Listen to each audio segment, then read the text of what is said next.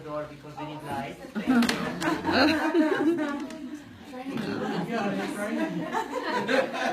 It's good. It's good. Lights are going to come on. Here we don't need to close the door. So, So, this is a building that looks very old, but it's not. It's just 17 years old. We use the same techniques, the same materials as they had. This is why it looks very old. And here, this would be in use in October, November, December. We pick up the olives.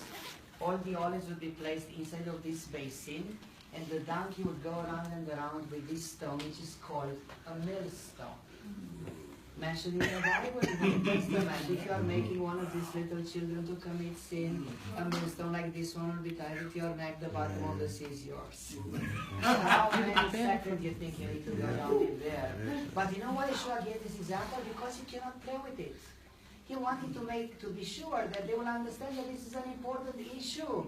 You need to take care of kids, not to make them commit sin. So when he gave this example, in their minds was a light. We need to take care of this, of them, because you cannot take a millstone and you cannot be thrown out into the sea.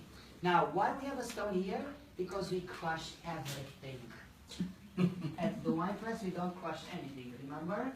Here we crush everything, including the pits. Because it doesn't matter if the pits are bitter. The oil is bitter. And you don't drink the oil like the juice. So in the salad, whatever quantity you are placing, it will be enough, even though it's bitter. But we have a lot of oil inside of the pits. This is why we need to crush the pits. So the donkey, he needs to do his job, but the donkey is busy somewhere and it's very hot for the donkeys. So the biggest donkey in the village will show you, and this is me. So please don't stay in my way. Look, this is for me. Yeah. Okay, I'm just showing you just one stage. You have to do this around and around. 20 minutes I should do this. You'll be without a guide if I'll be here 20 minutes. Now, after 20 minutes, you know what we have here? Just a mash, just a paste of the olives being crushed. Right. You can see this is not cleansed, on purpose. We used this in December the last time, 31st of December. We didn't clean this on purpose for you that you are coming off season to see how this mash looks like.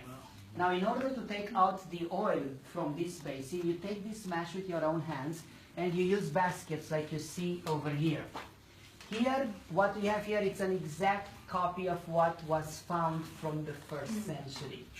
Now you take the mash, you place inside. This would become like a wheel of a car or a tire, but then in order to take out the oil from these baskets, you place the baskets, and through this hole, the oil flows down inside of a vat or a basin. Then you scoop out the oil out of there with your jars, and this is it. But not everybody came with us, yes? So, correct. Okay, now I need to go over there because you are less than 40 people. We can move a little bit. Just watch your steps. Come with me because I need to show you a few more things. You need to see me. So if you want to come closer to me, you are more than welcome. Just be careful, watch your steps. Now, let's remember the process till now, what I explained. You fill up from there some baskets. Be careful. 10, 12 baskets.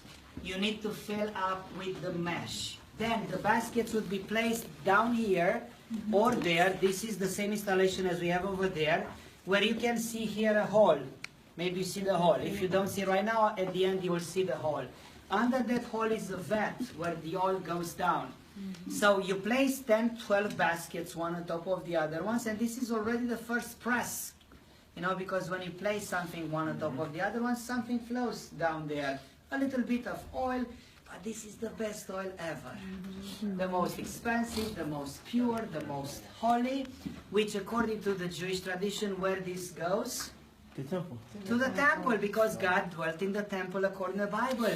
So what they were doing over there with this oil? Lighting the menorah, a 7 branches candelabra, and also they were anointing the kings, the priests, and the prophets. First oil for God. Second and third press, we have this installation that now, maybe you see we have some stones down here and down there. These stones are called weights. So this would be lifted up with this kind of handle that would be placed inside of these holes. And now we lift up the stones. I'm not lifting up the stones, not because I cannot, but I don't want to. See, but look at the rope. Yeah? The rope is moving, which means that you can lift up the stones. The stone will reach this level. When you do this, the beam that you see here will not be lifted up, but will become very heavy. And what is going on by gravity goes where? Down. At least in our country, by everything goes down, by gravity. So in yours is the same. Now, for the second press, we lift up one of the stones, that one. Each of these is 200, 250 pounds, even sometimes more. Now, the second oil is not pure oil anymore, because we use the stone, so we cannot give to God. This goes for humans. Cooking, making perfume, and medicine. Third press, 3 stones. Now imagine such a pressure. This cap from here goes down a little bit more, so we'll press the same baskets a little bit more. The third press would be a very dirty oil, which you cannot give to God, you don't use for you. Now you light the oil lamps in your homes, and you make soap. The most important thing, I'd like to make a Hebrew lesson with you today, right now. This place is called in Hebrew, Gat Shmanim. Can you say it? Gat Shmanim. Wow, you're so good in Hebrew. Thanks, Sal. Now, English speakers adapted this name. They didn't translate the name, and they adapted the name, and they are calling this place Gethsemane. Have you heard about this? No. So, Gat Shmanim, Gethsemane. The same word, 2 different languages. But if we translate Gat Shmanim, it means the olive press. So Yeshua entered into a garden that was called the olive press on the Mount of Olives. And actually they found an olive press there where he was pressed, where he was bruised or crushed for our iniquities. What we are doing here? Crushing the olives. You remember that he went with his disciples 3 times and he prayed. You know how many times he pressed the baskets here? 3 times. And each time we had more pressure here. And more pressure was added upon him over there. You remember that he sweats blood in the garden? And you remember that he prayed and he said, Father, if it's possible, take this from me. Why? Because he felt the pressure like a huge millstone was pressing or even crushing him. He felt the pressure of the human being's sins upon him, not just on the cross, in the Garden of Gethsemane. Yeah, this is why he prayed.